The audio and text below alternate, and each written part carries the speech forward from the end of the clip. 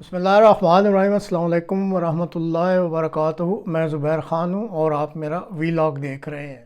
آبنائے ہرمز کو کھلوانے کے لیے امریکہ کیا کرنے جا رہا ہے، یہ آج کے پروگرام کا موضوع ہے۔ خواتین و حضرات، امریکی صدر کے کاؤنٹر ٹیررزم کے چیف جو کینٹ نے وہی کیا جو گھر کا بھیدی کر کے لنکا ڈھا دیتا ہے۔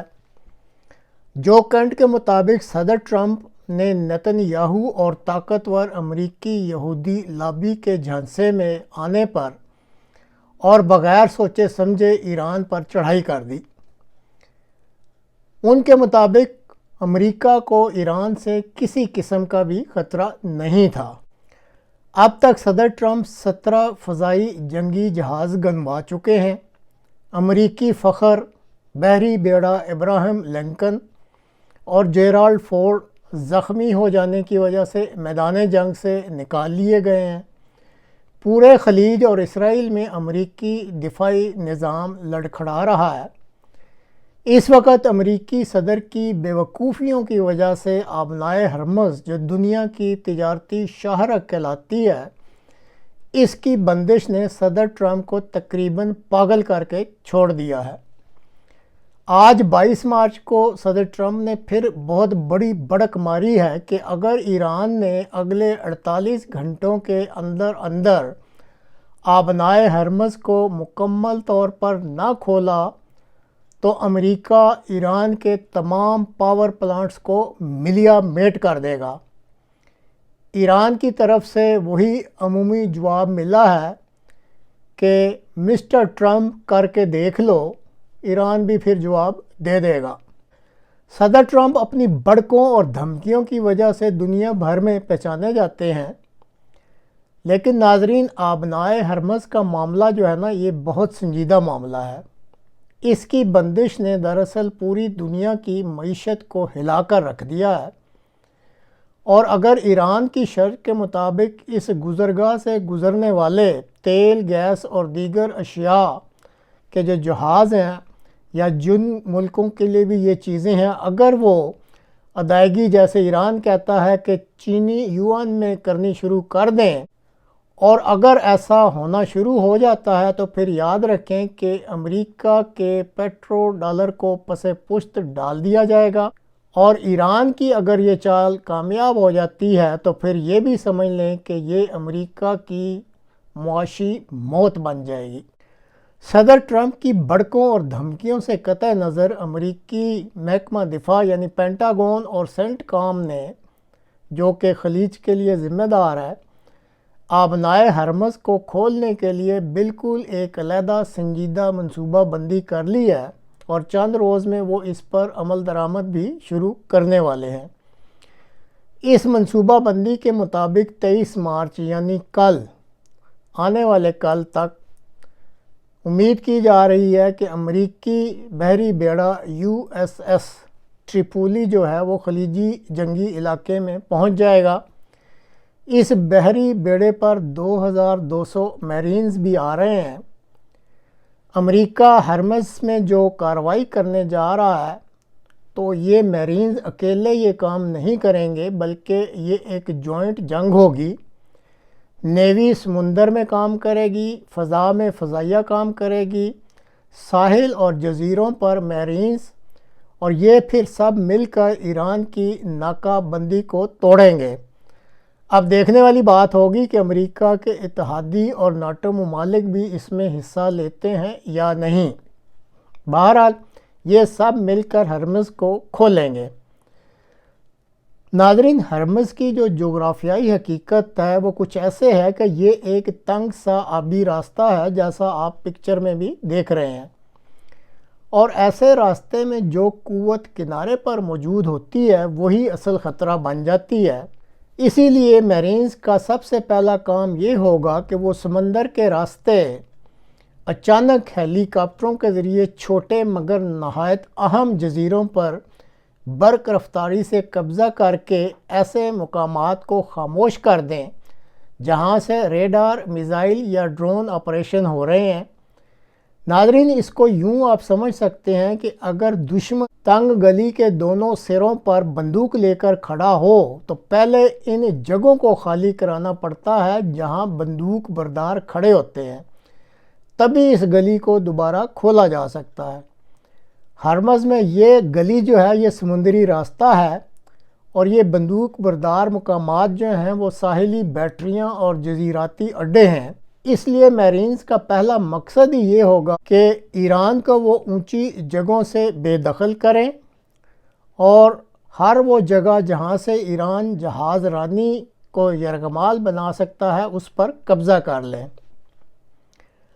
ناظرین، یہ بھی ذہن میں رہے کہ ایران کی اصل طاقت یہ نہیں ہے کہ اس کے پاس بہت بڑے بحری بیڑے ہیں۔ اصل طاقت یہ ہے کہ وہ ساحل سے چھپے ہوئے لانچر سے اور موبائل سسٹم سے اینٹی شپ میزائل داغتا ہے۔ یہی میزائل ہرمز کو خطرناک بنا رہے ہیں۔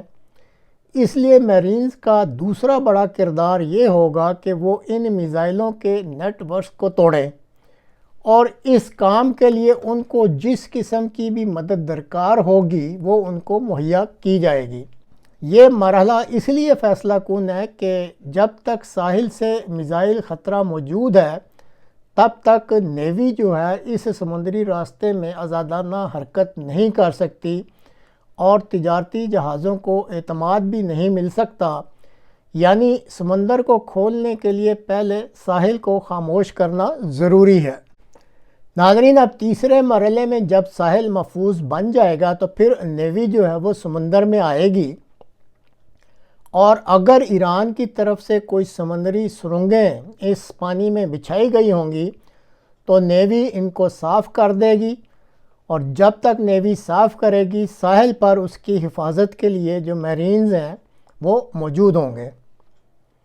اب چوتھے مرحلے میں میرینز جو ہیں وہ ان تمام اہم جگہوں پر قبضہ کر لیں گے جو اس وقت ایران کے قبضے میں ہیں، اور جہاں سے ایران اس وقت آبنائے ہرمز کی جہاز رانی میں رکاوٹ پیدا کر رہا ہے یا جہاز رانی کے لیے خطرات پیدا کر رہا ہے۔ یہ جو سوچ ہے یہ جدید جنگ کی بہت بڑی سوچ ہے کہ میرینز ہر جگہ قبضہ نہیں کرے گی، بلکہ وہ اہم یا صحیح جگہیں جہاں سے ایران اس وقت خطرے پیدا کر رہا ہے وہاں پہ یہ میرینز اپنی موجودگی کو یقینی بنائیں گے۔ منصوبہ بندی کے تحت اپنے 5ویں مرحلے میں میرینز جو ہیں اس کے کچھ حملہ آور دستے جن کو ریڈرز کہتے ہیں وہ اسپیشل آپریشنز اور خفیہ چھاپے بھی ماریں گے۔ یہ اسٹریٹجی کچھ اس قسم کی ہوتی ہے کہ بعض اوقات آپ کو کھلے میدان میں بڑی جنگ نہیں لڑنی پڑتی، بلکہ دشمن کے نظام کے اندر جا کر اس کے اہم اعصاب پر ضرب لگانی پڑتی ہے۔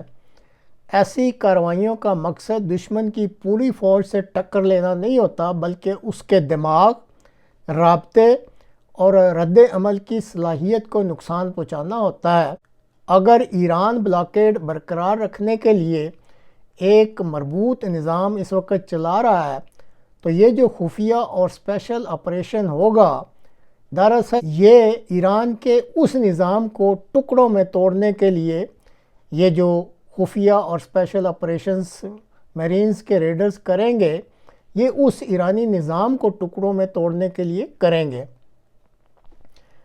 اب خواتین و حضرات، جب ساحلی خطرات کافی حد تک کم ہو جائیں گے، اہم جزائر اور مقامات جو ساحل کے ساتھ ساتھ ہیں یا جہاں سے یہ خطرات تھے وہ میرینز کے قابو میں آ جائیں گے اور میزائل کے نیٹ ورک کو بھی شدید نقصان پہنچ جائے گا، سمندری سرنگیں بھی ہٹا دی جائیں گی، تو آپ سوچتے ہوں گے کہ یہ تو پھر کافی ہے، لیکن اصل میں ایسا معاملہ نہیں ہے۔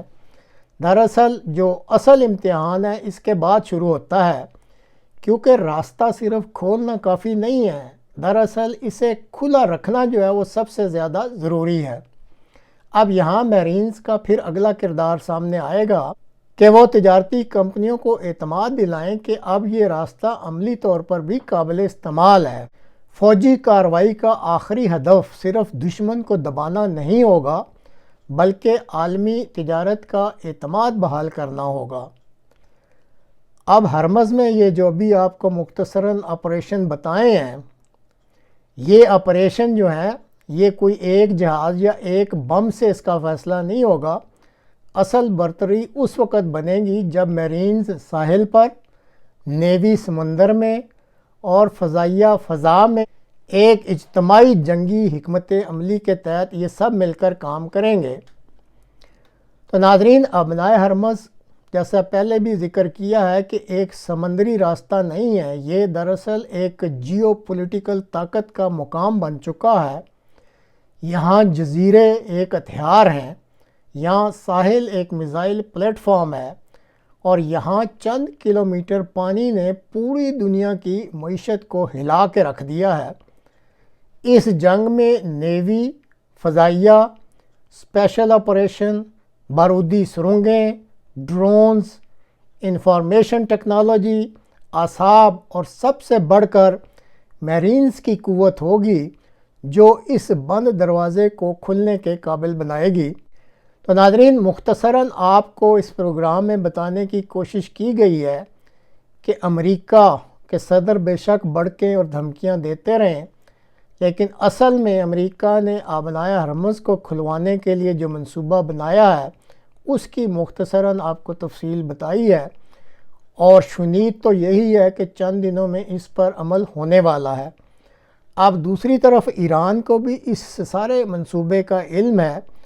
اس بارے میں ایران کیا رد عمل دکھلائے گا، ابھی اس کے بارے میں کچھ نہیں کہا جا سکتا۔ دیکھتے ہیں اب اگلے 2-4 دن میں کیا صورتحال سامنے آتی ہے۔ تو آج تک کے لیے اتنا ہی، اگلے پروگرام تک کے لیے اللہ حافظ۔